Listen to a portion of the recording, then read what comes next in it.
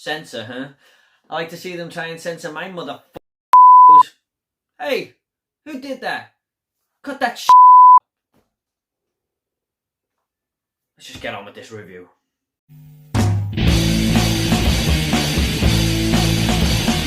What is up, everyone? Move away. I'm back again with another review, and this is going to be for the 2021 film Censor, and this is directed by Prano Bailey Bond and stars Niamh, Algar, and Doug Smart. Now, this tells the story of a woman who works at the British censorship studios and thinks she may have uncovered a clue to her sister's disappearance after viewing the latest slasher film that was submitted to them. When I was in my early teens, I absolutely fell in love with horror. I still love it to this day. It's my favourite genre of them all. I can't get enough of it. When I was about 15 or 16, I actually found out on the internet that there was something called the Video Nasties list, and about 80 films were on that list that had been banned here in the UK and taken off the store shelves. And even in that time period, they were sort of still banned. Well, most of them were anyway, or if they were released with cuts and stuff. And it just got me really, really intrigued to see them because they were deemed too disturbing or gory for home use. And that just made me want to watch them even more. I used to try and download them off the internet or see if my local VHS rental store had them, just secretly on the shelves there and hoping no one would notice. So for the film to take place in that time period where the outcry was happening, had me really, really interested. And that's where Censor comes in. By the way, some of the characters in this film are actually working for the censorship studio, or the BBFC as we know it here in the UK. And they're just kind of disgusted by what they're seeing, going, oh, this is a bit too much. And I'm just thinking as I'm watching this movie, wow, I'd fucking love that job. But straight away you do notice this time period. I mean, there's a grimy dullness to it. And it kind of just implies that Britain is in kind of a dark period here.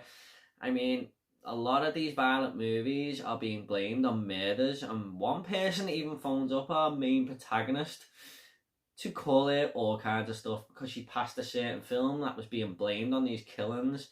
And it's just a very, very gloomy looking film, but it just works so well for the subject matter. And it's kind of frustrating for people on the outside.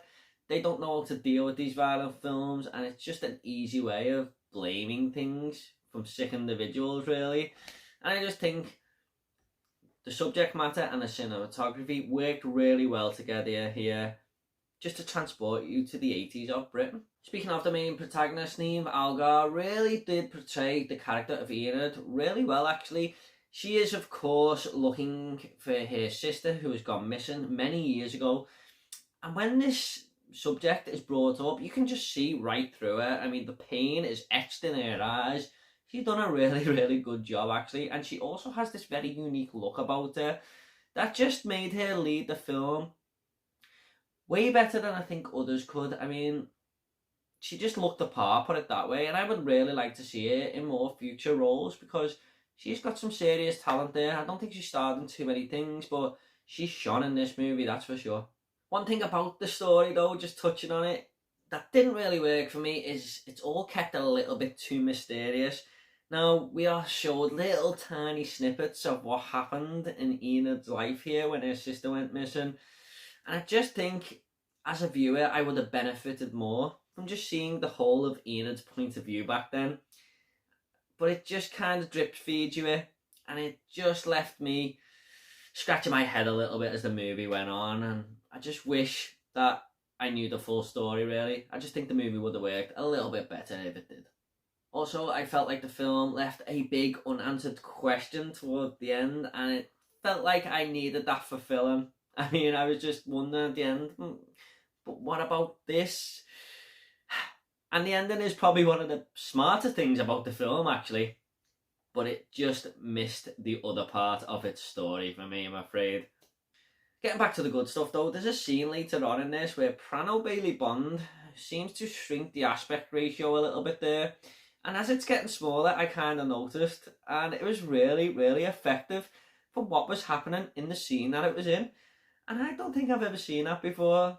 And I'd just like to say, well done, Prano Bailey Bond. That was a really, really great idea and a really nice touch, actually. This movie is a very simple and linear story though, and it does what it's set out to do.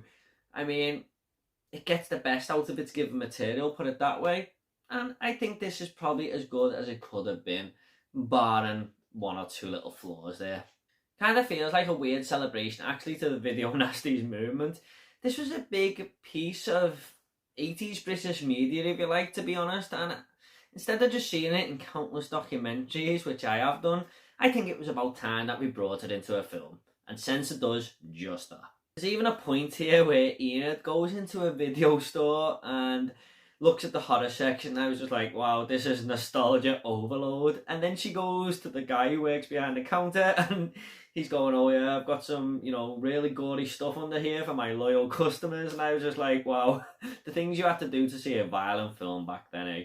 I appreciate when a film tries to do something a little bit different, and even though this is a very simple story, it does try to bring something new to the table, and it worked for me. Bear in mind though, this film is definitely not going to be for everyone, but I was totally on board with what it was trying to do. I'm just going to go ahead and rate this movie now. I'm going to give Censor a 7 out of 10. Wow, I never really thought I'd see the day where we seen a movie based on the video's nasties and censorship in movies in Britain. So me and the select other few people who are interested in the subject can have a good time with this film, but I'm sure a lot of other people will as well. So at the end of these reviews, I always like to leave a little fun fact. Now, a fun fact for Censor is this is director Prano Bailey Bond's first feature-length film, and I went to Twitter to congratulate her because I really enjoyed it. And she seemed really happy in her reply. Thanks so much, Prano Bailey Bond. Good luck in all your future projects. Okay guys, I hope you all enjoyed this review. If you want to subscribe, it's up to yourself. We've got a lot more reviews coming, lots more videos, and if you want to comment about Censor or the video nasties list in general, leave it down below and I'll reply to every single one of you, I promise. Take it all easy guys. I'll see you all next video.